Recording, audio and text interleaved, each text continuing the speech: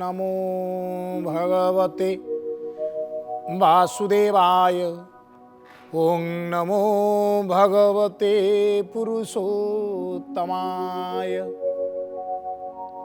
श्री कृष्ण गोविंद हरे मुरारे, हे नाथ नारायण वासुदेव।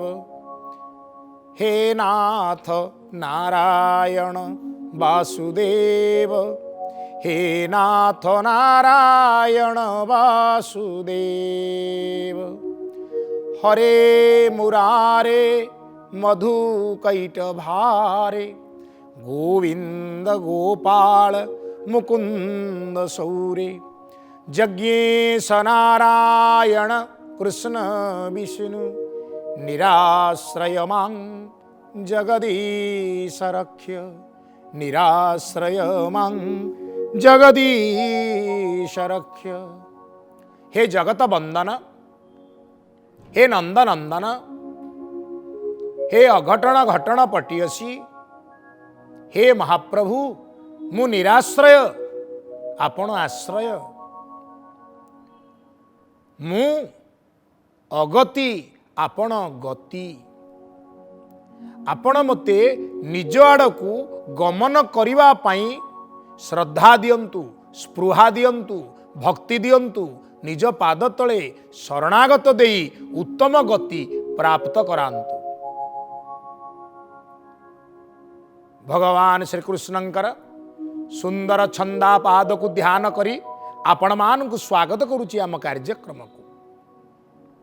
बड़ आनंददायक पथ प्रदर्शक विषय वस्तु तृतीय स्कंदंकर 24तम अध्याय। भगवान गर्भस्थ होइचंती देवहूति गर्भरे,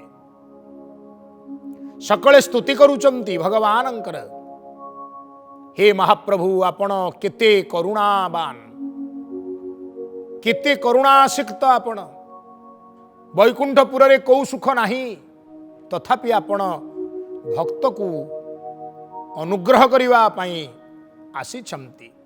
तेणु ब्रह्मा सकल देवता मान को नहीं स्तुति करुचंती।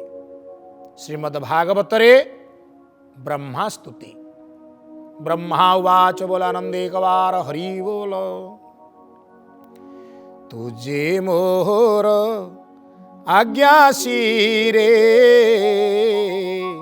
घिनिए संसार सागरे। भगवान को स्तुति करी भगवानंकर पाद तले समर्पित होई तांकर पिता कर्दम को चाही ब्रह्मा कहउचंती, हे कर्दम, मोर आज्ञा को मथापाती ग्रहण करी तुमे देवहूति को पत्नी रूप में ग्रहण कल, नवकुमारी कन्या जात करेल। संसार धर्म कौन जानिच? कर्दम चाहिए। ब्रह्मा कहउचंती, पुत्रर धर्मटी हेमंत, जहा बोलंती मात तात, आदरे सर्वदा कराई, तेवे से विष्णु को तो सई। माता पिता हेले चलंती ठाकुर, पुत्रर धर्म हेउची हेमंत। से माता पितांकर वचन को पालन करिव, ताहार इह पर लोके सकल काल जाए सुखे। तार एई लोक आगामी लोक सबु किछि पवित्र ही जाए, जे पिता मातांकर वचन बा वाणी को परिपालन करे। तेणु मु पिता रूपरे तुमको जहा निर्देश देली ताहा तुमे पालन कल, मु तुम ठारे संतुष्ट। ब्रह्मा आउ कौन कहले? कहले तुमे तप आचरण करिवो, वन मध्य प्रभु को स्मरण करिवो। ए आशा जो मन भितर नहींच ता पूर्वर गोटे बड़ दायित्व ताकू तुला। जो नवकुमारी होइचंती, मरीचि इत्यादि जेते मुनि माने अछंती, तांकू वर रूपरे आमंत्रण कर। उत्तम कन्या को उत्तम वर बा योग्य वर देखि संप्रदान कर। विवाहर आयोजन है। मरीचि मुनि हस्त धरी कला कन्या को बरबरी। मरीचि को कन्यार नाम है कला, तांको सहित विवाह दिगला। हाँ आउ कौन आनंद मने करी विवाह किय बा पोटांतर देवा। हरित्रिदशे देखंती आकाशे हर गौरी प्राय दिशे। द्वितीय कन्या अनसुईया अत्रि मुनिंकु देला ताहा। अत्रि अनसुईया न त्री अत्रि जोठी त्रितत्वर ताड़ना नाही। सत्व रज तम ये तीन गुणर प्रकोप नाही। जी स्थितप्रज्ञ अनसुईया न असूया, जहाँकठारे हिंसा नाही, घृणा नाही, भय नाही, परस्त्री कातरता नाही। ये दुई जन अत्रि अनसुया घरे भी भगवान जन्म नेबे। तीन ठाकुर तीन तत्व को आश्रा नहीं। से प्रसंग भी आमे शुणिबा केतेबेले समय हेले। द्वितीय कन्यार विवाह सरिला। श्रद्धा को अंगीरस मुनि बरिला करे अर्घ्य घेनी। पुलस्ते हबि देला दान पुल हे गति विद्यमान। क्रतुंकु देला क्रिया सती भृगुंकु समर्पिला ख्याति। वशिष्ठे वरी अरुंधति अथर्वण को देला शांति। एमंते नव विप्रवरे कन्या विवाहे निजपुरे। न कन्यांकर विवाह है। वशिष्ठ अरुंधति को विवाह कले।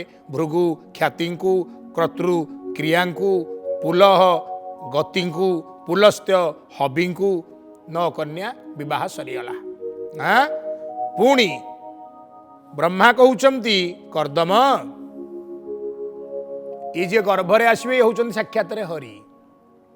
ए हरि तोहर नंदन छेदी हृदय बंधन। ये कहीं जन्म नहीं चंदी जानिछु। ये होउचंती साक्षात वेद, वेदमय बपु, ज्ञानमय बपु। ये तेणु ये कौन करिवे? ज्ञान विज्ञान जोगे कर्म नासीव धरी जति धर्म। ये जति रूप धारण करिवे। जति धर्म कौन बतेइबे? ज्ञान विज्ञान संसार को शिक्षा देवे। यही संसार रे भगवत ज्ञानर अपूर्व स्रोत यांकरी ठारू यांकरी मुखरू प्रवाहित हब। हाँ शिरे अरुण जटा भार स्वरूपे जगत सुंदर। नेत्र चरणे पद्म चिन्ह सुंदर जगत मोहन। परम ज्ञान तोते कही इच्छाए भ्रमिब ए मही। ये परम ज्ञान प्रदान करिवे। बोलिए नंदनंदन भगवान की जय।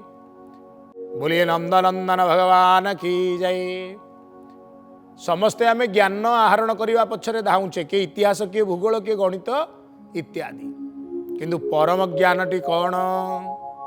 जो ज्ञान को लाभ कले भगवान साक्षात रे प्राप्त हेवे ता होची परम ज्ञान। से ज्ञान कोठु आसीबो ना भगवान निजे जन्म नहीं कहिबे। ब्रह्मा कहउचंती जीवंक निस्तारण अर्थे कपिल रूपे ए जगते। तुमर औरसरु देवहूति गर्भरु भगवानंकर ये जो नर अवतार हब यांकर नाम हब कपिल। बोलिए कपिल भगवान की जय। कपिल भगवान कौन लीला करिवे? मैत्रेय महामुनि कहउचंती कर्दम देवहूति बेनी आश्वास करी पद्मजोनी। पद्मजोनी ब्रह्मा को प्रणिपात कले उभय। तांकर जहा जहा दायित्व थिला टिके टिके टिके टिके टिके टिके सब सारिले। तापरे कर्दम उवाच देख मोहर दुष्टपण न सेवी तुम्भर चरण। कर्दम एबे भगवान कपिल तांको उद्देश्य रे निज अंतरर भाव को कहउचंती प्रकट करूचंती।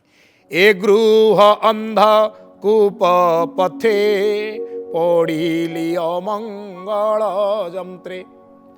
तप आचरण करिबा, तुमर स्तुति करिबा, तुमर स्तव करिबा, तुमको चिंतन करिबा मोर व्रत थिला, किंतु मु गृही हेली, देह भोग कली, देह भोग रे हजार हजार वर्ष मातिली, बड़ अपराध कली। हे प्रभु, तोर भकत रक्षा अर्थे तो अवतार ए जगते। तुमर अवतार हेउची भक्तर रक्षा पाई। हे कृपालु ठाकुर, निज वचन सत्य करी तुमर गृहे अवतरी। निजर वाणी को सत्य करी तुमे स्वयं मोरी घरे जन्म लाभ कल। कारण कर्दम तले तप आचरण करुले भगवान प्रकट ही तांको एक कथा कहिथिले, मु जीवी तुमरी घरे जाओ, तुमे विवाह कर, ग्राहस्थ धर्म को ग्रहण कर। आउ कौन हैला? स्वभावे सर्वभूते थाउ भकत मान तू बढ़ाऊ। केड़े सुंदर कथा कर्दम महामुनि कहउचंती। मु केते, मोर जश केते, मोर ख्याति केते, मोर प्रतिष्ठा केते, मु केते परिवार लोक, प्रभु आपण परिवार लोक, किंतु आजी आपण मते अंगीकार करिसंती, मते पितार सम्मान देइसंती। आपण जगत पिता, किंतु आपण आज मते पितार सम्मान देई मो घरे मोर मान बढ़ेले। भक्तर मान बढ़ेवा आपणकर गोटे लीला। भकत हिते नाना जोनी उपजु निज तेज घेनी। सेती कौन खाली जो जोनी मानक उद्धार करने प्राणी मानक आपण सकल ज्ञान प्रदान करी शास्त्र निर्देश करती, आपण किंतु निजे सही पीड़ा को सह्य करी, गर्भ पीड़ा को ग्रहण करी केते जोनि रे जन्म ग्रहण करती, अवतार नियमती केवल भक्तर कल्याण पाई। तेणु आपण धन्य, आपणकर भक्त प्रिय भाव को धन्य। मु आपण को बारंबार प्रणाम करुच्ची।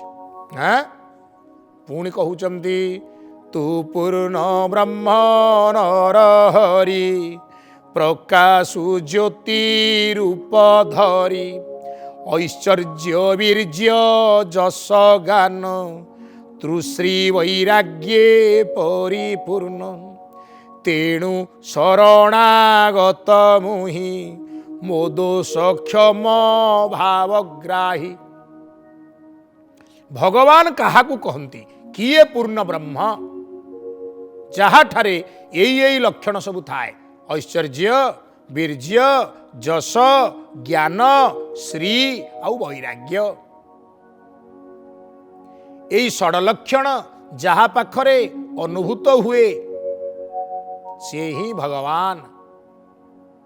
भगवान स्वयं आपणकर चरणार बिंदरे मु शरणागत, मोर दोष को क्षमा कर। हे परम पुरुष, शरणागत तो चरणे मो मन रहु अनुक्षणे। मु तुमर पाद तले शरणागत, मोर आउ किछि आवश्यक नहीं, मते केवल आउ केवल तुम पाद तले लय रखिबार सुंदर भाव टिके देई थाओ। एतिकी जदि प्रभु कर दियंती आम मान जीवन धन्य हो। श्री भगवान उवाच, पुत्र रूपरे जन्म लाभ करिथिबा भगवान कपिल कहउचंती, तोहर तपते जवळे मो अवतार ए सयळे। निज वचन सत्य करी तो पत्नी गर्भे अवतरी। केल भी पारे मोर भाव मो रूप जोगी की दुर्लभ।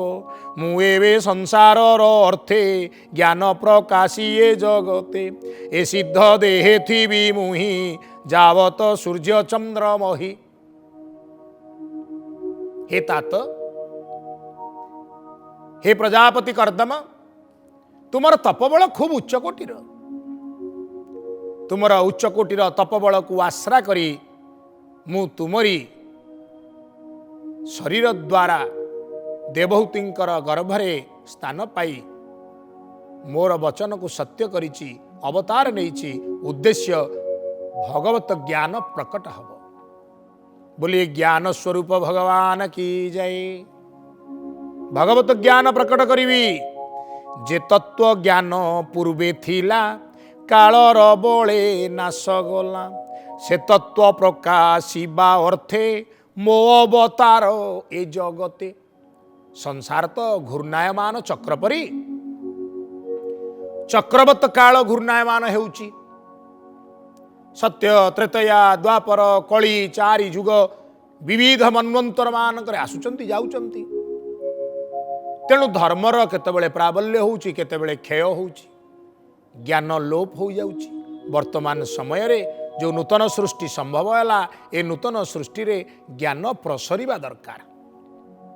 तेणु मते निजे आसवा पड़ो ज्ञान को बुझेवा ज्ञान को जनइबा किंतु आश्रा क्या आश्रा करि थांती तुम्हें यशस्वी तुम्हें साधक श्रेष्ठ तुम जोगु ही मोरे अवतार संभव। सुन तोर मने प्रिय जेते सबु समर्पी दिय मोते। आमे भगवान को कौन दऊ आमर जोटा अति प्रिय सेटा भगवान को दबुनी। भगवान को कदली दबु जोटा तलपट कला पड़ जाई। आमे भगवत कृपा करिवा समय रे आमे भगवत क्रिया करिवा समय रे भाबु आम ठारू बड़ी बड़दाता किए अच्छी आमे तो दौचु बोले होउची। भगवान कहउचंदी तते संसार रे जोटा सबुठारू अधिक प्रिय मते हे गोटा का समर्पण कर दे। बोलो आनंदे कबार हरि बोल।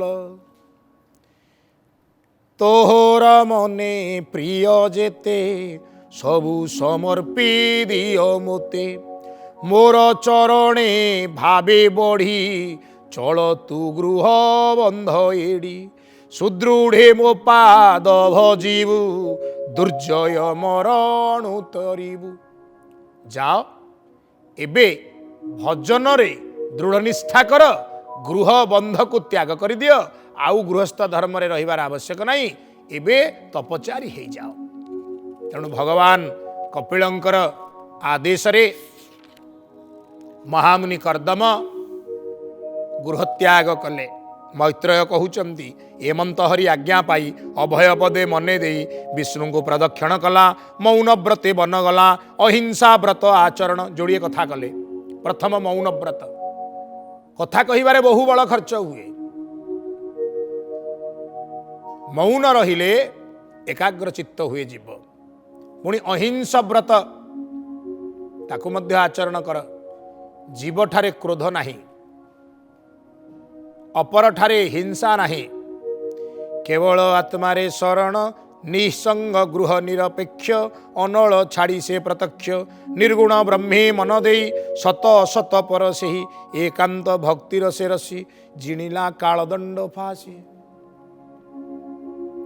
निर्गुण तत्व जो ब्रह्म सचराचर व्यापीची जो ब्रह्म भूमि ठारू भूमा पर्यंत जे परिव्याप्त जार उच्च नीच बड़ सान धला कला भल मंद किछि नाही जे एकाकार से भगवान को स्मरण करी करी कालदंड फास को जय करी गले।